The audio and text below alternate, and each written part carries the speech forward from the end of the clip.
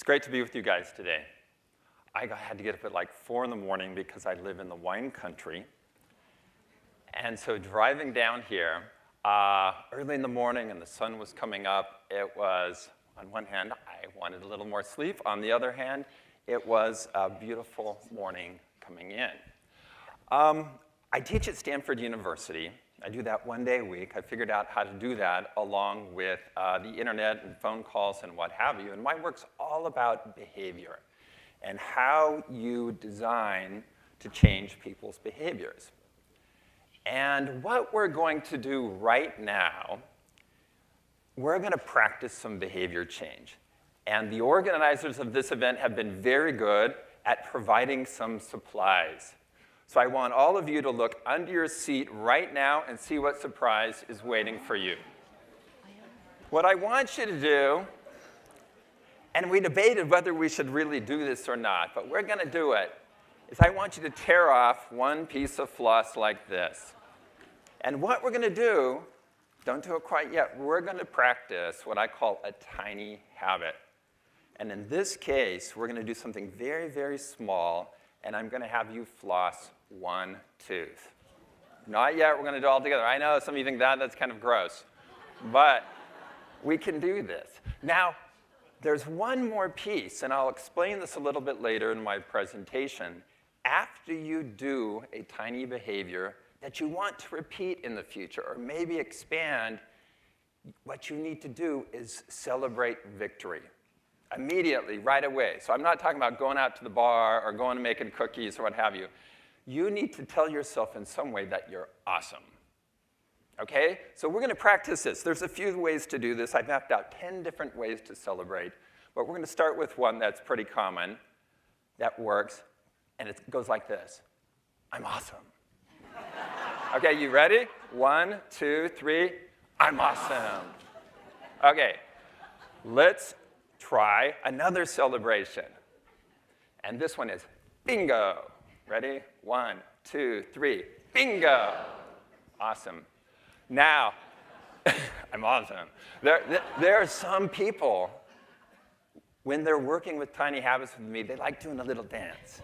And that makes them feel like, yeah, I'm rocking it. Okay, so ready? Little dance. 1, 2, 3. Awesome. Okay, now, we're going to get to this in a minute, so just hang tight. I'll give you a little bit of background, and we're going to practice this together. You guys are great sports in practicing the celebrations with me. I'm obsessed with how behavior works. Even on vacation, I'm thinking about behavior. I'm watching behavior. I'm reading stuff on it. I'm trying to understand it systematically. And when I'm sleeping, and this is a little bit scary, I'm thinking about behavior model, behavior grid, domino actions, motivation waves in my sleep. And this happens almost every night now, so that's a little freaky, but I learn things, so that's nice. I would have never expected that a year ago, that today I would be doing 50, 60, 70 push-ups a day. But all this is part of being obsessed with the behavior. And one of the things that you need to do is practice changing your own behavior. And that gives you an understanding of how behavior works. Now, the way I arrived here was very much like the flossing, but a little bit different, and this was the equation. After I pee, I will do 2 push-ups. Okay, so I'd use the facility. Yes, technically you flush the toilet first, and then 2 push-ups. And you're done, and you go, awesome, okay? Okay, awesome, yeah. Well, after 2, it's really easy. You move on, then you do 5, then you do 8, and the current where I'm at now, I do 8, but I always do extra credits. So I tend to do 12 or so, and it adds up over the day. I end up doing, who knows, 50, 60, 70, depending on how much water I've had and other factors. The good news is that behavior and behavior change is not as complicated as most people think. It's systematic. And there are ways to understand behavior that are pretty straightforward and simple, and I'm going to share some of those with you today. There are 15 ways behaviors can change. There are not hundreds of behavior types. There's 15 ways.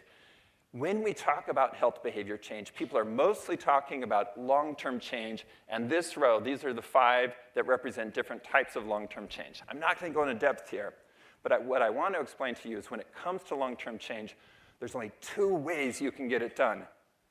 Number 1, you can change your environment. So before, here's your environment, certain behavior, and then after, the changed environment changes your behavior. That's a reliable way. It also includes your social environment, before, after. Now, changing the environment is a reliable way to change your behavior. However, it can be tricky, especially the social environment with families and coworkers and so on. So there's one other way of changing your behavior long term, and I'll give you a hint. It does not have to do with motivation. Surprise. Motivation actually applies to other kinds of temporary behavior change, but not long term. In other words, relying primarily on motivation to change your behavior long term is a losing strategy.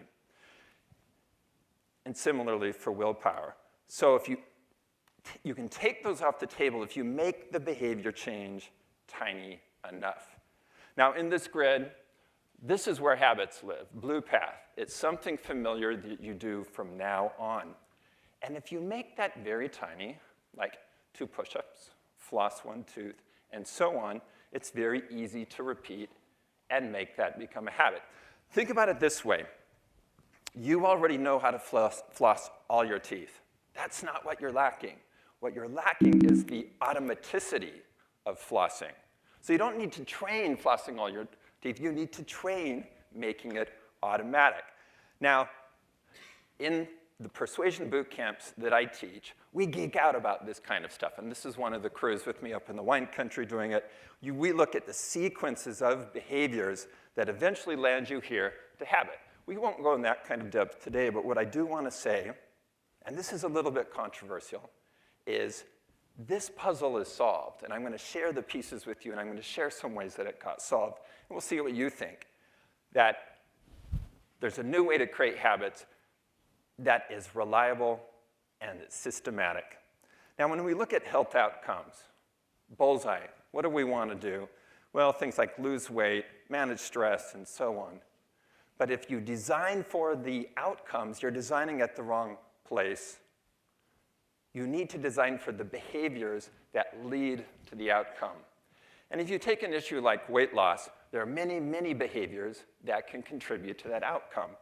Stress reduction, eating better, and so on.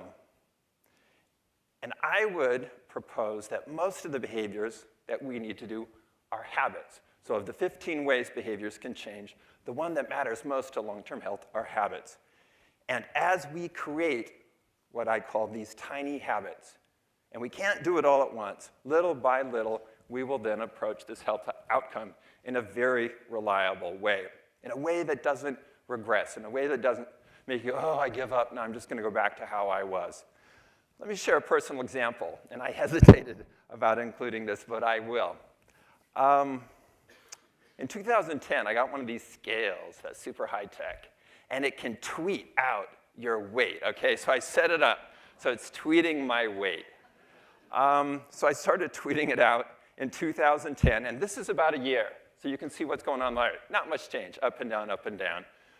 What I learned was, number 1, simply tweeting your weight didn't seem to have any effect on me, and I looked up others who had done it. It didn't seem to have lots of an impact. And number 2, my Twitter followers hated it, so I stopped. But I kept, I'd made it a habit of stepping on the scale. It was right there. A few months later, going up. So at one point, I thought, okay, I've been doing this thing called tiny habits. It's something I've applied elsewhere. Now I'm going to apply it to weight loss, because I want to lose some pounds. So after creating many, many, many, many tiny habits, this is where I am this week. So that's probably the course of a year or so. So you can see no real change. And then putting together little by little these tiny habits that took root and would grow, I believe I've made a long-term change. Now, we'll see 5, 10 years from now, but it seems like these habits will be very hard to undo. So I put this out there. when you know how to create tiny habits, you can change your behavior and your life forever. Now, let me back up and explain how I honed in on the formula of tiny habits, and you can see whether it syncs with how you think about it. There are three things that have to happen at the same moment to cause a behavior. Number one, there has to be some level of motivation. You gotta wanna keep your teeth clean. You gotta wanna get stronger with push-ups or something like that. Next, you have to have the ability to do it. And then there has to be a trigger. Now, when I say trigger, I mean call to action. It's the thing that says, do push-ups now, floss your teeth now, and so on. And it's these three things together. When they combine at once, then the behavior will also occur. A behavior, whether it's floss your teeth, do push-ups, what have you, send a thank you note. Now, motivation and ability are trade-offs. And this line, this curved line, represents that trade-off. And if you're anywhere above the line and the trigger occurs, you will do the behavior. So let me give some examples of this.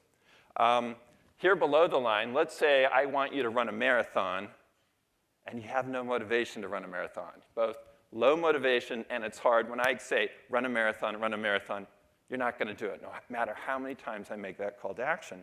In contrast, if I say, oh, walk outside and walk back in, maybe 30 seconds, simple to do, you're above the line. Still, you may not be very motivated, but because it's so easy to do. Now let's move up here. It's hard to do.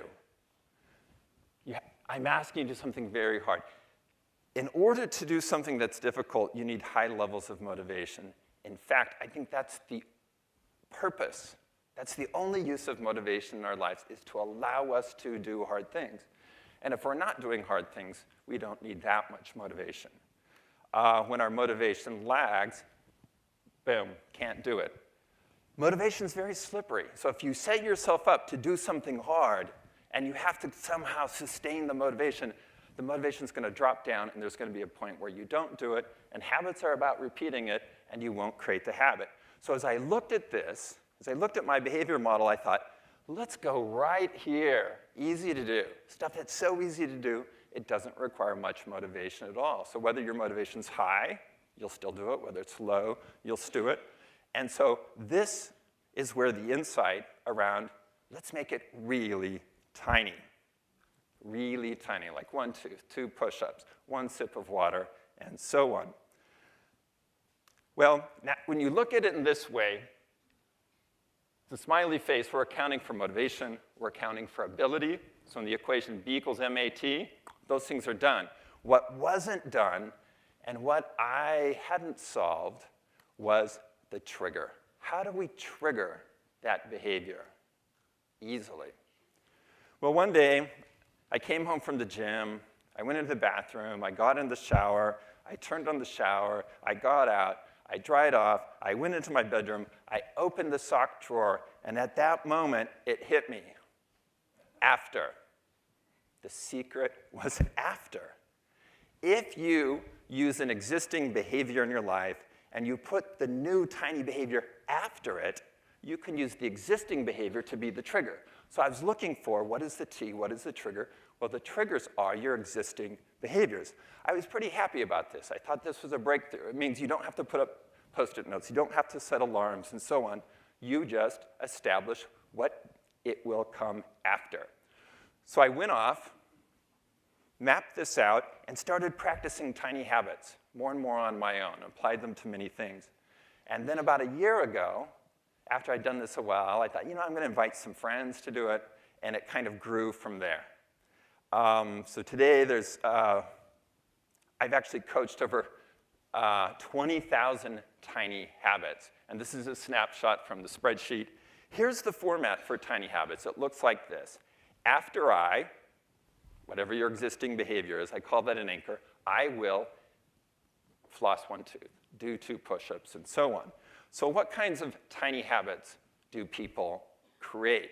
This is from this upcoming week. I grabbed this out of the database. A lot of habits are geared toward the morning. After I start my morning coffee, I will tidy 1 item in the living room. Other habits are toward the evening, where you have routines already set up. After I enter the house at the end of the day, I will kiss my wife for 10 seconds. These kind of tiny habits work out really well. So as you think about changing your life, think about framing it in terms of this format. After I pick an existing habit that you do every day with the same frequency that you want the new behavior to happen, I will, and you've got to make it super tiny. After I pee, I will do 2 push-ups. After I walk in the door, I will hang my keys on the hook. After I brush my teeth, I will floss 1 tooth. That makes sense, right? That brushing becomes the trigger or the anchor for flossing 1 tooth. And then you celebrate it. So now we're on to the practice time. You ready for this? Everyone get out your floss. Okay, in your minds, visualize you're brushing your teeth. Oh, I think we need to practice celebration. We're going to go awesome, right? 1, 2, 3, awesome. Okay, all right, we brush our teeth, floss 1 tooth.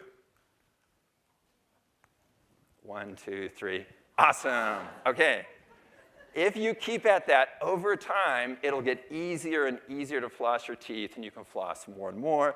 There's different ways to celebrate. Find the celebration that works for you. Here's the phrase, and it comes down to this. I live up in the wine country. I do a lot with the earth as much as I can, and this seems to map exactly what I'm talking about. Plant a tiny seed in the right spot, and it will grow without coaxing. The tiny seed. This pumpkin came from a tiny seed that actually we didn't even plant. It came from the chicken manure that we put in the garden, and it grew. We didn't have to do anything to it. It just grew. Tiny seed in the right spot. So I encourage you to look at your lives, look at what you want to change, break it down to tiny behaviors, and put them in the right spot. The right spot is after something you're already doing, and allow it to grow. You don't have to amp up motivation. You don't have to draw that much on willpower. All you have to do is plan it out and let this natural process emerge. Thanks, everybody.